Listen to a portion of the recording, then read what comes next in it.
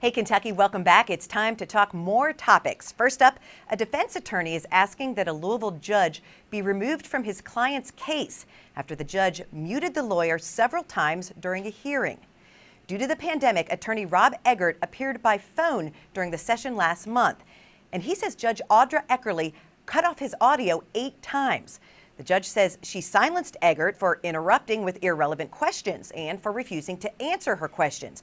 But she admits she might use her gavel instead of the mute button in the future. And Keith, he's asking the Kentucky Supreme Court to disqualify the judge. But if he'd been in the courtroom, she could have just cut him off in person. So is this muting a big deal? I mean, I think it's kind of a big deal because she did use technology to help her out instead of using the gavel. I would rather have seen her use that, cut him off, and tell him to quieten down. But in this case, she kind of took advantage by muting him. A California brewery, which is the country's 9th largest craft brewer, is targeting a small brewery in Kentucky for trademark infringement. Stone Brewing recently sent a cease and desist to Sawstone Brewing in Moorhead. The original request asked Sawstone to limit their marketing area, but now Stone is demanding that Sawstone change its name. And Keith, Sawstone has only been open since August of 2019. They're dealing with the coronavirus. They don't have the money to fight this in court. This is a David versus Goliath. It just doesn't seem like a fair fight.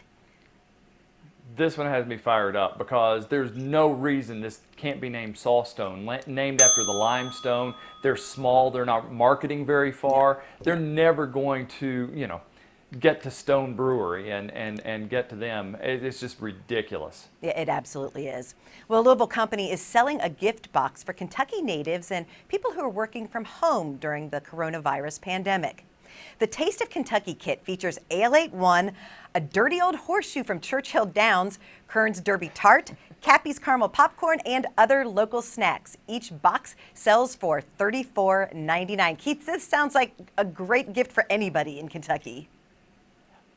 I'll take 2 of them, but I do say they're missing one thing. They need some beer cheese in there. Yes, I think that would be good too. The Keelan popcorn's really good too. Yeah.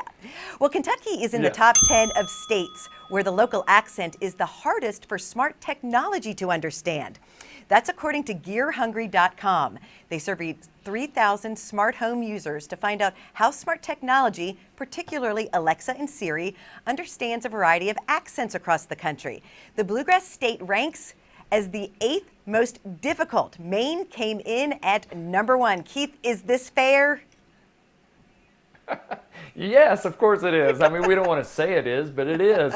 I think I'm more surprised that Maine was number 1. That one shocked me, So Kentucky, I get it. Yeah.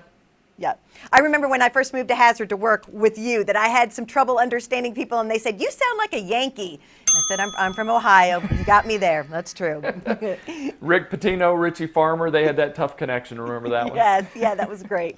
Well, CJ Conrad is coming back to the UK football program. The former tight end will return to Lexington this fall as an off-the-field graduate assistant while he works to complete his master's degree in sports leadership. Keith, CJ Conrad is one of my all-time favorite players. He was such an instrumental part in the team's success the 4 years that he was here, and he is such a great guy, so I'm glad that he is back with the team in this capacity.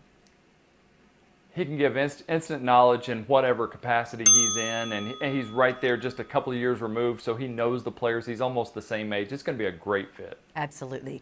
Well, 3 former teammates are hoping for a big sophomore year from the only player in Kentucky's rotation who's returning from last season. Keon Brooks Jr. is getting testimonials from Tyrese Maxey, Nick Richards, and Nate Sestina.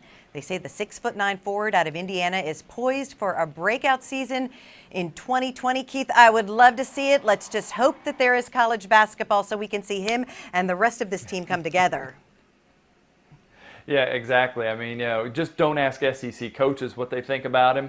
Other than that, I think he's going to have a phenomenal year, and he's going to be a great leader for this team. Oh, those anonymous coaches, they don't know what they're talking about.